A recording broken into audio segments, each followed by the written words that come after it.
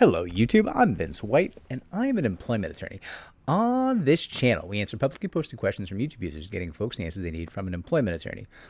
But not today. Today, we're pulling a question from YouTube search, which has been asked in recent memory 2,400 times. And the question reads as such: what should an employee say in an exit interview? Simple answer: nothing. Say nothing. Be pleasant. Now, let me dig into that. Two situations where you're going to want to say something in an exit interview. First situation, you're angry. Jack's grumpy. Jack's mad. Jack feels things were done to him that were wrong. Maybe not a claim, but Jack is angry. Great. What do you gain by saying angry things in an exit interview? Those things are related to other people. Those people maybe get angry at you because they don't agree with you. And it impairs your reference. Your reference may now be bad or not as good as it could have been because you have made people angry at the company. Yet the people in the company don't take any positive steps to act on your criticism because, of course, people don't generally react well to anger. And Jack is an angry, grumpy boy. And so you, in your exit interview, Jack said some angry things, and it's going nowhere except to get you a bad reference. Maybe sour some relationships for folks who, might otherwise have thought well of you. And been like, well, they shouldn't have fired Jack. Jack was swell. Now those people, maybe they don't think that, right? So that's unfortunate. The second scenario is Jack feels Jack has a claim against his employer. A lawsuit, perhaps, right? So we'll put together the hypothetical. Maybe Jack feels that Jack has been sexually harassed by Jill. Jill was a supervisor at this employer. And so Jack goes to the exit interview, which is being recorded and has two people present from HR. And Jack says a bunch of things about how Jill sexually harassed him. And then there was retaliation when he complained to HR, and now he's being fired. And Jack's a little worked up when he does it. Jack did not have the advice of counsel when he gives his exit interview. So he, expresses things in a perhaps non-ideal fashion. Great. Or should I say not great? Because the employer has that recording and they will use it freely to discredit Jack later if Jack pursues a lawsuit.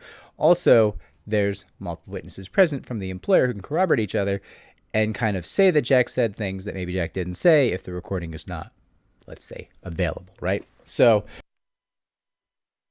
instead of saying things about your claim in the exit interview, what I would recommend is you say, thank you so much, my time here, and you go home and say nothing else, right? And you call 3 to 5 talented, experienced employment attorneys. You schedule free consultations.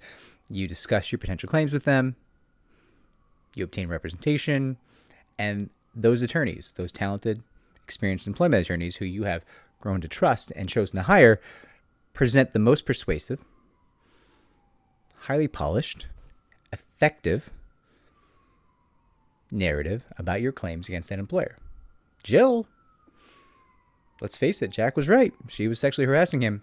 And when Jack went to HR to talk about it, retaliation, that's how Jack got fired. That's why Jack had an exit interview, as a matter of fact. So now, what has Jack done by saying less? Jack has safeguarded Jack's claim. Jack has safeguarded Jack's reference. Jack is better off. Jack has denied the employer a scouting report on Jack's feelings and Jack's claims and the potential for litigation from Jack. Jack is neither a dull boy nor a fool. Jack has been wise. Jack has optimized his chance for recovery in his lawsuit. Jack has also optimized his chance of a good reference that'll help him obtain employment that is comparable or better, even though Jack has sadly been forced to exit this employer. Right? Like, listen, I get it. You're very angry, potentially. As a lot of people go to the exit interview, they're having the means by which they keep the roof over their head, they feed their family, they feed themselves, the means by which they fend off homelessness, right? Like, it's hard. The economy's hard right now. Without a job, things get scary fast, right? All true.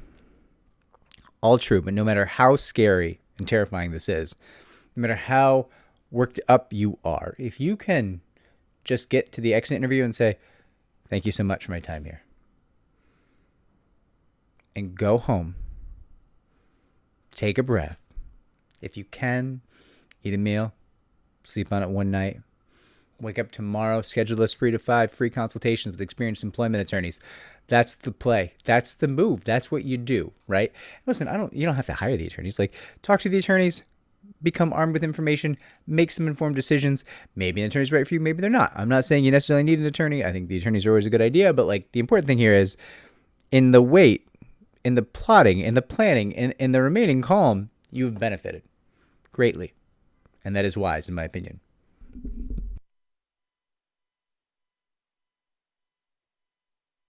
So it is very much, to recap, my advice that you participate as little in an exit interview as you possibly can, and that you be as calm and as polite and as reluctant to reveal things in that exit interview as you possibly can.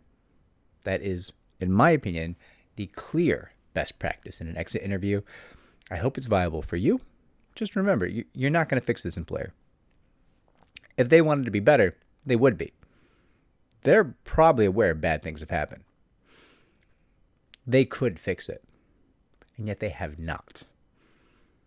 That speaks volumes, I'd say. Anyways, I'm just one guy. This is what I think. I've been an employment attorney for 15 years or longer at this point, and we've litigated a lot of cases. Many, many, many cases, and exit interviews can become real detriments to employment litigation for very strong and viable claims, because it's not your job to know how to present your claim. It's our job. And because it's not your job, because you haven't necessarily had to do it before, you might do it in a fashion that is not ideal. Nobody's saying you're foolish. Nobody's saying you're dumb. We're just saying, hey, I've done this a couple hundred times. Frankly, at this point, a couple thousand times. You, I hope, for the sake of the quality of your life, I hope this is the first time you've done it, right? That would be swell. That would be happy. Happy thing to hear, right? Because I don't want you to experience workplace discrimination or workplace sexual harassment or workplace retaliation. Those are awful things. It is awful to be attacked on your identity.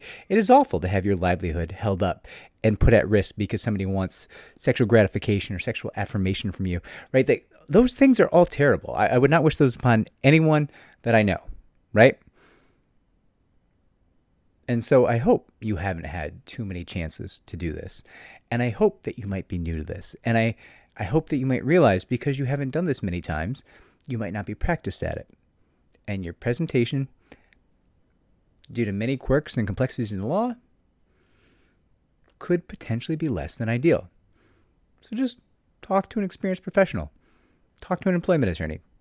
You don't need to give the employer a leg up on you if you want to pursue them. And you don't need to start a fight that's going to hurt your reference and do you no good. Just my thought. Anyways, if this was helpful, like, subscribe, comment down below. Share our channel so it can grow. Take care, everyone.